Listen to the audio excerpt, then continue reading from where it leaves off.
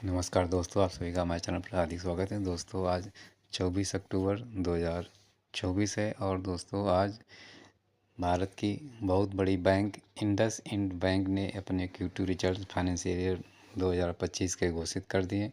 दोस्तों इसके रिजल्ट्स ऐसे नहीं दिखाई दे रहे हैं जैसे लोगों को उम्मीद थी, यानी कि रिजल्ट्स में कुछ गड़बड़ दिखाई दे रही है, यानी कि कुछ पिछले साल इसी पीरियड को मद्देनज़र रखते हुए इस साल कुछ मामला गड़बड़ दिख रहा है, यानी कि कुछ डाउनफॉल दिख रहा है। तो दोस्तों अब की बार कंसोलिडेटेड नेट प्रॉफिट में लगभग 40% की गिरावट ईयर ऑन ईयर बेसिस पर दिखाई दी है और नेट प्रॉफिट पहुंच चुका है 1331.29 करोड़ पर, जबकि इससे पिछले साल 2202 करोड़ का नेट प्रॉफिट था।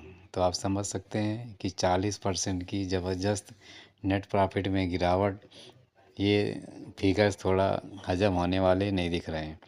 अब यदि आप नेट इंटरेस्ट इनकम की तरफ बात करेंगे तो यहाँ पर लगभग 5% की बढ़ोतरी दिखाई दे रही है ईयर ऑन ईयर बेसिस पर, और NII पहुँच गया है 5,347 करोड़ पर, जबकि इससे पिछले साल के हिसाब से देखेंगे तो नेट इंटरेस्ट मार्जिन कम हो चुका है 4.08% पर।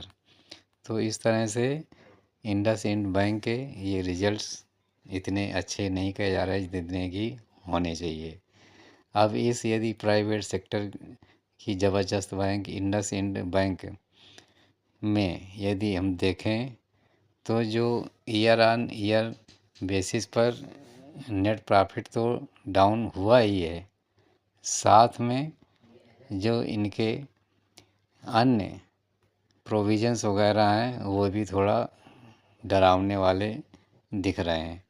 यदि हम इनके इंटरेस्ट मार्जिन की अभी बात करें तो 4.08% पर तो है ही, जबकि इससे पिछले वाले क्वार्टर्स में 4.29% था, यानी कि उस टाइम पर अच्छा मार्जिन था इनके पास और वो अब घट चुका है।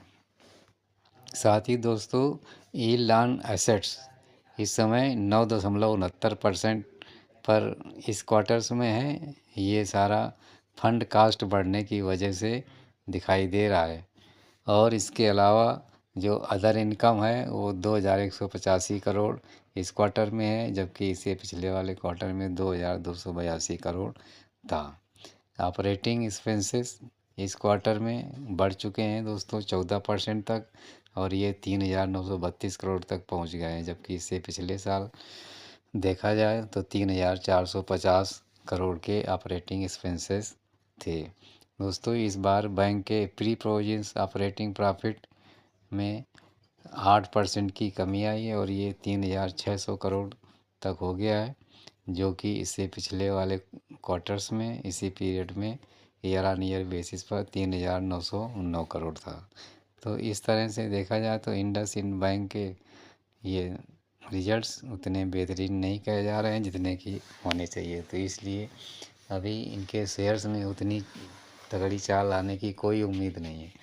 तो अभी निवेशक इसमें निवेश करने से थोड़ा बच सकते हैं। यदि शेयर्स आपके पास पड़े हैं तो आप होल्ड रखिए, ज़्यादा पैनिक होने की ज़रूरत नहीं है क्योंकि बहुत ही मजबूत बैंक है। लेकिन नए निवेशक थोड़ा गिरावट होने पर ही माल उठाएं तो आप अच्छा प्रॉफिट कमा ले जाएंगे। दोस्तों मेरी तरफ से आप सभी को शुभकामनाएं कि इंडसइंड बैंक के शेयर से अधिक प्रॉफिट कमाएं। दोस्तों वीडियो अच्छा लगा हो तो लाइक ज़रूर करें, शेयर भी कर दें और हमारे चैनल को सब्सक्राइब करना ना भूलें। धन्यवाद।